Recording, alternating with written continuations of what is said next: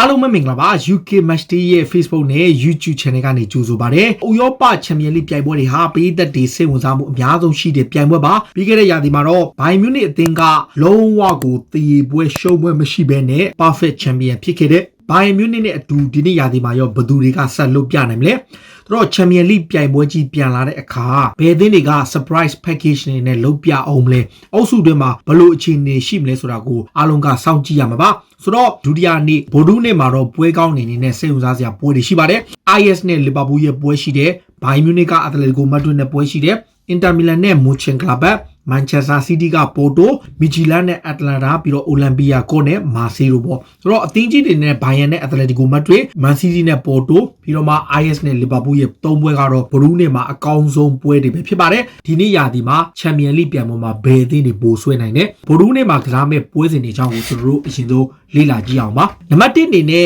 မြန်မာစံတော်ချိန်ည7:25မိနစ်မှာကံမပွဲက Salzburg နဲ့ Lokomotiv Moscow ရဲ့ပွဲဒီနေ့ပွဲရဲ့အစောဆုံးပွဲပြီးတော့မှ channel ပွဲတွေကိုတော့တစ်ခွဲမှာကံမဲ့ပထမဆုံးအနေနဲ့ IS နဲ့ Liverpool IS ကအမှန်တမ်းပြောရင် Champions League မှာကောင်တင်းတဲ့အသင်းဖြစ်ပေမဲ့ပြီးခဲ့တဲ့ရာသီကတော့အုပ်စုကထွက်သွားတယ်အထူးဖြင့်နောက်ဆုံးပွဲမှာ Valencia ကိုရှုံးလိုက်တာဟာသူတို့ Champions League ကထွက်လိုက်ရတယ်သူတို့မှာ Donny van de Beek လည်းဆုံးရှုံးထားပြီး Ziyech ကိုလည်းဆုံးရှုံးထားတဲ့အပြင် Frankie de Jong တို့တစ်ဖက်က Delete တို့အပြင်ကစားမတွေတော်တော်များများကိုဆုံးရှုံးထားတယ်ဒါပေမဲ့သူတို့အသင်းမှာ Quincy Promes အပါအဝင်ကစားမကောင်းတွေအများကြီးကြံသေးတယ် Liverpool အနေနဲ့ Amsterdam Arena မှာခက်ခဲသွားကန်ရနိုင်တယ်ဒါပေမဲ့ရာဂန်လောကတောင်တင်းတဲ့လူစင်းရှိလို့အသင်းကလည်းကစားပုံကောင်းတယ်တခုပဲရှိတယ်ဗန်ဒိုက်ဒန်ရသွားတာကလီဗာပူးအတွက်တော်တော်လေးအားနည်းစရာဖြစ်လာတယ်ဘာကြောင့်လဲဆိုတော့ဗန်ဒိုက်ရှိတဲ့ခံစစ်ကသူဥဆောင်တဲ့ခံစစ်ပိုင်းကလီဗာပူးခံစစ်အတွက်အရန်ကိုအရေးပါတဲ့အပိုင်းပါ IS ကွင်းမှာသွားကန်ရမှာဆိုပေမဲ့ခံစစ်မူအားနည်းနေတဲ့အချိန်ဂိုးတွေလည်းဇက်တိုက်ပေးနေရတဲ့အတွက်လီဗာပူးအနေနဲ့တော့ခက်ခဲကန်ရမယ်နောက်ထပ်တစ်ပွဲကတော့ချန်ပီယံဘိုင်မြူနစ်ကအက်တလက်တီကိုမက်ဒရစ်နဲ့ကန်ရမယ်ဒီယေဂိုစီမီယိုနီကသောမတ်ပါတီကိုဆုံးရှုံးလိုက်တဲ့အတွက်စိတ်ပြတ်နေတဲ့အချိန်တစ်ဖက်မှာဘိုင်ယန်ကအရန်ကစားမတွေတော်တော်များများကိုခေါ်ပြအားဖြည့်ထားတယ်ဒီယာကိုအခန်တာရာထွက်သွားပေမဲ့သူ့အနေနဲ့ဖြည့်တင်းတဲ့ကစားမတွေတောင်မန်ကစားမတွေလည်းအားဖြည့်ထားတယ်ဘိုင်မြူနစ်ကလက်ရှိနေထားရဂျာမန်မှာလည်းခြေမှန်နေတဲ့သူတို့ဟော်ဖန်ယင်းကို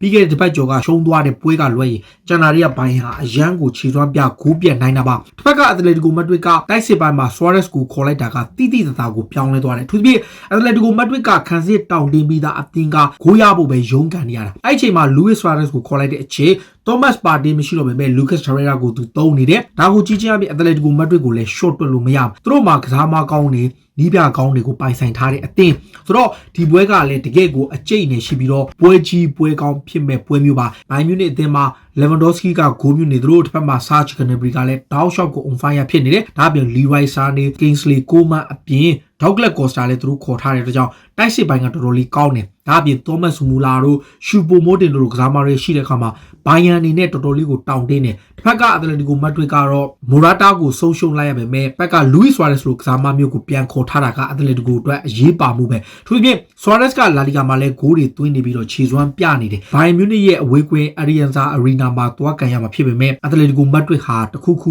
ုလုတ်ပြနိုင်စွမ်းရှိတဲ့အသင်းမျိုးဘာဖြစ်ပွဲကအကျိတ်နဲ့ရှိနိုင်မဲ့ပွဲပါနောက်ထပ်တစ်ပွဲကတော့ Inter Milan နဲ့ Mönchengladbach Inter Milan ကဟိုတနေ့က Milan Derby မှာ AC Milan ကို2ဂိုးနဲ့ရှုံးသွားတဲ့အတွက် Antonio Conte ရဲ့အသင်းပေါ်ကိုနည်းနည်းလေးတော့ suspect ဖြစ်လာတယ်ဒါပေမဲ့ Conte ရဲ့အသင်းကသူ့ဟာသူတော့ကောင်းမွန်ကစားနိုင်တယ်လက်ရှိနေထားရ Mönchengladbach အသင်းကလည်းဂျာမန်မှာကောင်းတဲ့အသင်းတစ်သင်းဖြစ်ပေမဲ့ Champions League အတွေ့အကြုံရ Inter Milan အနေနဲ့အုပ်စုအဆင့်ကလွတ်ချင်ရင်ဒီလိုပွဲမျိုးကိုနိုင်ဖို့လိုတယ်နှစ်နှစ်ဆက်တိုက် Inter ကအုပ်စုအဆင့်ကမလွတ်ဘဲနဲ့တတိယနေရာကြီးထွက်နေရတာဒါကြောင့်ဒီနေ့ရာသီမှာ Antonio Conte အနေနဲ့ Champions League ပြိုင်ပွဲကရှုံးထွက်အဆင့်ကိုတက်ချင်ရင်မဖြစ်မနေနိုင်ထားဖို့လိုတယ်အထူးဖြင့်ဒီလိုပွဲမျိုးတွေပါဆိုတော့ Inter Milan ဘက်ကကြည့်တဲ့အခါမှာဒီပွဲကိုသူတို့အနေနဲ့ Mönchengladbach ကိုအိမ်ကွင်းမှာကစားရမှာဖြစ်တဲ့အတွက်ကြောင့် Conte အနေနဲ့3မှတ်အရယူရမယ်ပွဲပါနောက်ထပ်တစ်ပွဲကတော့ Manchester City နဲ့ Porto Man City ကအမှန်တိုင်းပြောရင်လက်ရှိနေထားရဟိုတနေ့က Arsenal နဲ့ကစားသွားတဲ့ပွဲကိုကြည့်လို့ရှင်အဲ့လောက်ကြီးမကောင်းဘူးဒါပေမဲ့ခက်တာကရေလုံး၄-၅ ကိုသွင်းတဲ့ Man City မဟုတ်ဘဲ ugly Man City ဖြစ်လာကစားဖို့မကောင်းပေမဲ့တကိုးတဲ့နဲ့အနိုင်ရသွားနိုင်တဲ့ပုံစံမျိုးတွေသူတို့လှုပ်လာတယ်ဒါဟာဒီနေ့ရာသီပြောင်းလဲလာတဲ့ Man City အသင်းရဲ့အခြေအနေပဲဆိုတော့လက်ရှိနေထားရ Manchester City အနေနဲ့အိမ်ကွင်းမှာ Porto ကိုတော့သူတို့အနေနဲ့အသာစီးရမှာအထူးသဖြင့် Man City ဟာဒီဘက်နှစ်တင်မှာကြည့်လို့ရှင် Porto တို့ဘာလို့ဒီသင်းနဲ့ခဏတွေ့နေတာခြေသွမ်းရလဲ Man City ကောင်းတယ်ကစားမှာလဲအဒီရက်ကွင်းမှာပဲဖြစ်တဲ့အတွက်ကြောင့်ဒီပွဲကတော့ Man City တို့အခြေအနေကောင်းတယ်နောက်တစ်သင်းကတော့ Real ကသူ့အုပ်စုမှာ Shakhtar Donetsk နဲ့ကန်ရမယ်ဆိုတော့ Real Madrid အနေနဲ့လက်ရှိနေထားရဒီနေ့ရာသီဇီဒန်ရဲ့အသင်းကိုကြည့်ရတာတိုက်စစ်ပိုင်းကလုံးဝကိုအားမရဘူးဖြစ်နေအိမ်ကွင်းမှာအခန့်ကစားရမယ် Shakhtar နဲ့ပွဲအတွက် Real Madrid အနေနဲ့ဘယ်လိုပုံစံပြင်မလဲဒီပွဲပြီးရင်သူတို့အနေနဲ့ El Clasico ပွဲကြီးလည်းရှိသေးတယ် စီဒန်အတွက်လည်း pressure များနေတယ်မထင်မှပဲကာတစ်လိုအသေးလေးကိုရှုံးသွားတာအထူးသဖြင့်အိမ်ခွင်းမှာရှုံးတာဟာရီအတွက်တော်တော်လေးကိုစိတ်ပြက်စရာပါတစ်ဖက်မှာရှက်တာဒိုးညက်ကလည်းကစားအားကောင်းတဲ့အသင်းမျိုးထိုင်ဆန်တို့ဘာလို့နဲ့ပြီးခဲ့တဲ့နှစ်ကသူတို့ကစားပုံကိုကြည့်တဲ့အခါမှာအင်တာမီလန်ကတော့သူတို့ကိုဂိုးပြတ်နိုင်ခဲ့ပေမဲ့သူတို့ကလည်း short တွက်လို့မရတဲ့အသင်းရီမတွေ့အနေနဲ့စီဒန်မှာကစားမတွေအရန်များတဲ့အခါမှာသူကတပွဲနဲ့တပွဲအလှည့်ကျပြောင်းပြောင်းလဲသုံးတဲ့အခါမှာကစားမတယောက်မှပုံမှန် performance မရှိဘူးရီမတွေ့မှာဂိုးသမားကယ်နေလို့ခံစင်မှုကယ်နေလို့ကလွဲရကျန်တဲ့ပိုင်းတိုက်စစ်ပိုင်းမှာအားနည်းမှုတွေရှိသေးတယ်ဒါပေမဲ့ဒီပွဲကကစားရမှာကအိမ်ကွင်းလည်းဖြစ်တဲ့အခါမှာ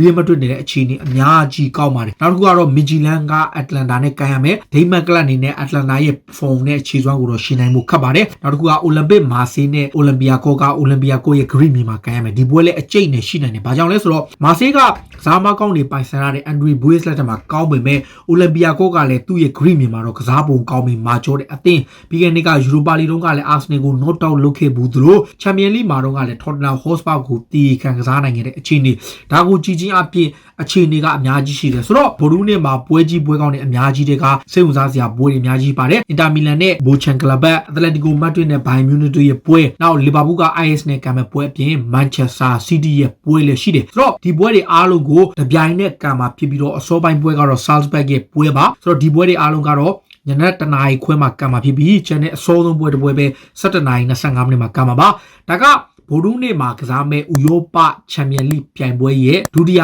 နေ့အုပ်စုအဆင့်မှာပွဲစဉ်တွေကိုတင်ဆက်ပေးတာပါပေးသက်တွေကရောဘယ်လိုမျိုးအခြေအနေရှိလဲဒီနေ့ရာသီမှာဘိုင်ယန်မြူနစ်ကိုဘယ်အသင်းရှင်းနိုင်အောင်မလဲဘိုင်ယန်တသင်းသားလည်းချန်ပီယံထပ်ဖြစ်မှာလားဒီကိုစီမီယိုနီရဲ့အသင်းကရောဘာတွေလုပ်ပြနိုင်လဲကိုမတ်မှာဝင်ရောက်မှတ်ချက်ပေးရေးသားကြပါလို့ပြောရင်းနဲ့ဒီကနေ့စီစဉ်ကိုဒီမှာပဲဆုံးသက်ပြစီအားလုံးကိုကျေးဇူးတင်တော့